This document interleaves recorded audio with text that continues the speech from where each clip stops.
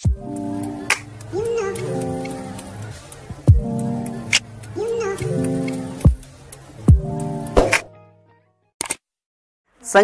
accepted a bill for ₹18,000 drawn by Geeta at 3 months.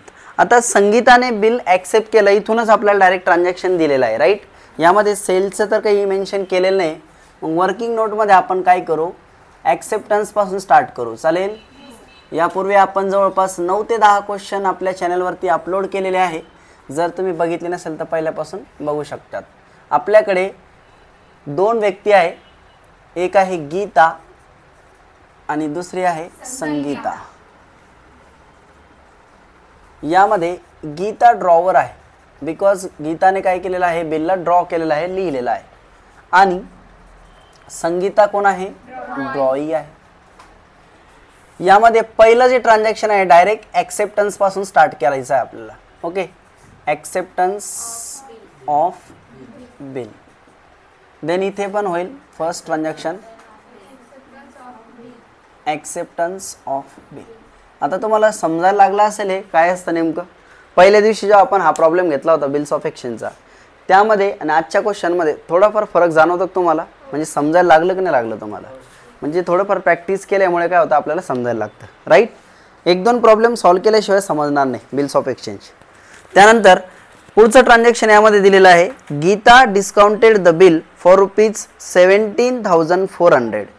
गीताने काय केलं, मग जे तिच्याकडे बिल आलं त्याला बँकेसोबत डिस्काउंट करून घेतला. तर सेकंड एंट्री आपली होईल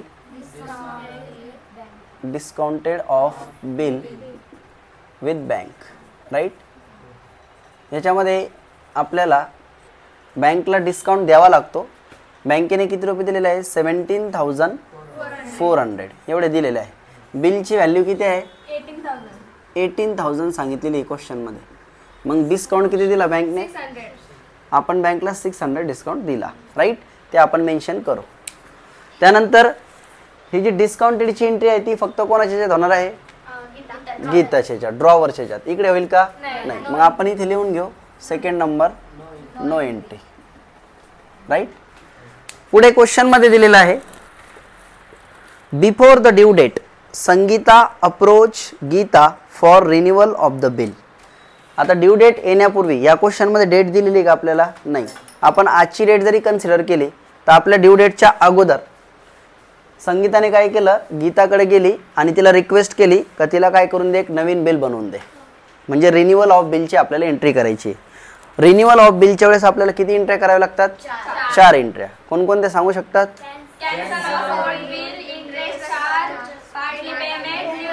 न्यू ॲक्सेप्टन्स, राईट.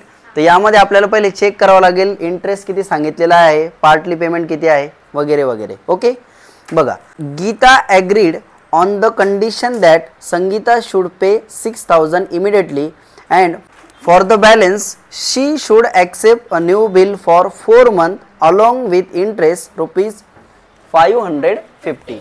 यामध्ये आपल्याला आता रिन्युअलची एंट्री पण करायला लावलेली आहे. नंबर 3 रिन्युअल ऑफ बिल, बरोबर आहे. नवीन एंट्री आहे का आपल्यासाठी आता ही, नाही. यामध्ये 4 एंट्र्या करायच्या आहे. First cancelled of old bill, त्यानंतर इंटरेस्ट ड्यू म्हणू शकतो. इंटरेस्टची व्हॅल्यू दिलेली आहे 550, लिहून घेतली तर काही अडचण नाही. त्यानंतर थर्ड पार्टली पेमेंट, किती पेमेंट म्हटलेले आहे, 6,000. And last number 4 new acceptance, right. या सेम 4 एंट्र्या आपल्याला संगीताच्या याच्यात पण करायच्या आहे, रिन्युअल ऑफ बिल. तर आपण पुन्हा ह्या ज्या एंट्र्या केलेल्या आहे 4 सेम इकडे करणार आहे. आता क्वेश्चनमध्ये आपल्याला पुढे दिलेलं आहे बघा व्यवस्थित. क्वेश्चनला स्टेप बाय स्टेप रीड करत करत आपण वर्किंग नोट बनवतो, म्हणजे आपल्याला काही कन्फ्युजन नसलं पाहिजे. ओके, आता पुढे दिलेलं आहे, the agreements were carried through but on the due date of new bill Sangeeta become insolvent and 35 paisa in a rupee could be recover from her private estate. एकदम जबरदस्त क्वेश्चन आहे हा पण. मग इथपर्यंत तर मला वाटतं आपण बरेचसे क्वेश्चन सॉल्व्ह केले. आज एक नवीन याच्यात आपण ट्रान्झॅक्शन ऍड करणार आहे, insolvency of new bill. New bill असेल, ओल्ड बिल असेल, सेमच एंट्री होती, पण याच्यामध्ये न्यू बिल का म्हटलो, कारण क्वेश्चनमध्ये सांगितलेलं आहे का जे न्यू बिल आहे, न्यू ॲक्सेप्टन्स, ते काय झालं, इनसॉल्व्हन्सी झाली त्याची. म्हणजे त्याचे काही पर्सेंटेजमध्ये पैसे आपल्याला भेटले, काही पैसे बुडाले. त्यांनी सांगितलेलं आहे का इथं संगीता जी आहे, संगीता काय झाली, बिकम इनसॉल्व्हंट झाली. इनसॉल्व्हंट काय असते माहिती आहे तुम्हाला, का नवीन गोष्ट आहे त्यासाठी तुम्हाला माहिती आहे इनसॉल्व्हंट काय आहे. तर इनसॉल्व्हंट म्हटल्यानंतर तिच्याकडे जे पैसे आहे तिचे प्रायव्हेट इस्टेट विकून जेवढे आपल्याला भेटत आहे त्याला आपण काय केलं, रिकवर करून घेतलं, म्हणजे आपल्याला रिसीव्ड झाले. बाकी जे आहे ते आपले बुडाले, ते कोणी देणार आहे का, नाही.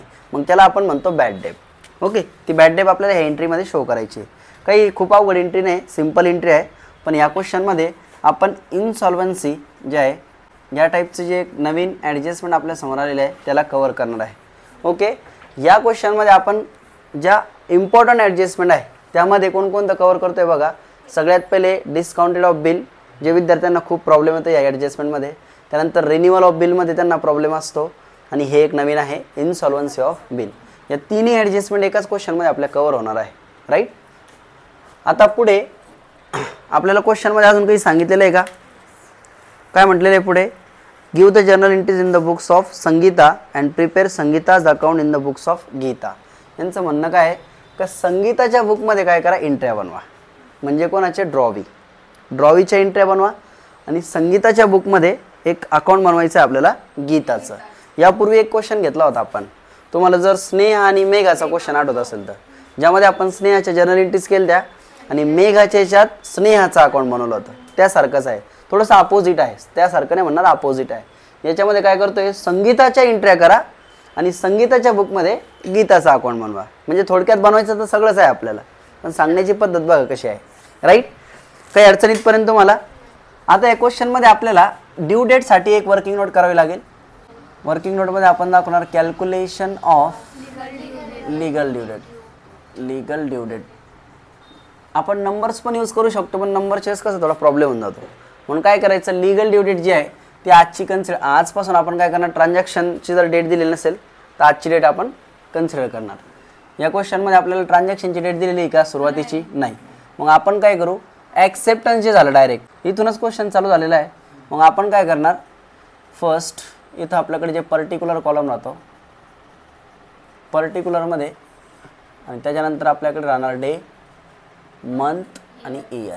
राईट,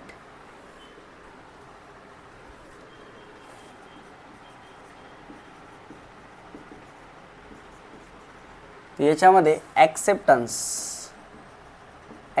कोणत्या डेटला झालं आपलं, आजची डेट टाकायची 4 डिसेंबर 2023.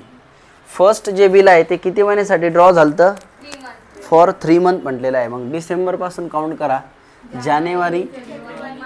जानेवारीचं 1, त्यानंतर फेब म्हणल्यानंतर 2 आणि मार्च. राईट, याला आपण डायरेक्ट नावात बी लिहू शकतो, काही प्रॉब्लेम नाही. डेट कोणती येईल, 04, आणि इथं इयर राहणार आहे 2024. ही कोणती डेट झाली, नॉमिनल डेट. आता याच्यामध्ये आपल्याला काय करायचं आहे, बोनस ॲड करायचं. सॉरी, बोनस ॲड करून घेऊ पहिले.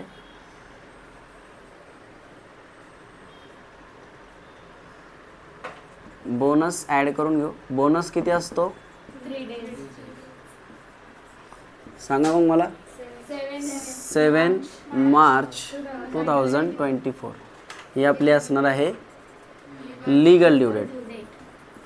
बट लीगल ड्यू डेट जी आहे ही कोणत्या बिलची आहे, ओल्ड बिलची. इथं जे ॲक्सेप्टन्स रिसीव्ह झालं तर त्याची आहे, बरोबर आहे. आपल्याला या ॲक्सेप्टन्सच्या वेळेस पण इथं पुढं सांगितलेलं आहे काही दिवसानंतर आपण काय केलं, बिलला रिन्यू पण केलं. आणि हे जे नवीन बिल रिन्यू झालं, नवीन बिल रिन्यू कितीचं केलं माहिती आहे का तुम्हाला, ते 6000 पेमेंट झालं. 18 मधले 6 भेटले तर नवीन बिलची एंट्री कितीची करावं लागणार आपल्याला.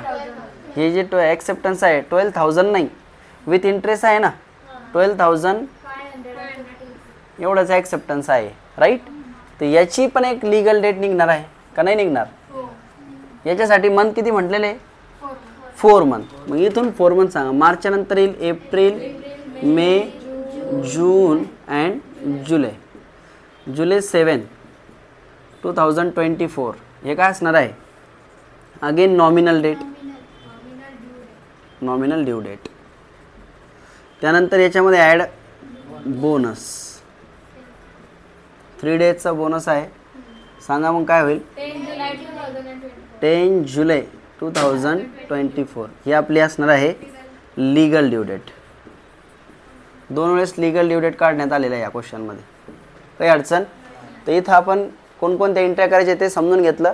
इथं आपण लीगल ड्यू डेट काढलेले आहे. आता आपण जर्नल एंट्रीज करू, पण त्यापूर्वी तुम्ही काय करा, वर्किंग नोट लिहून घ्या.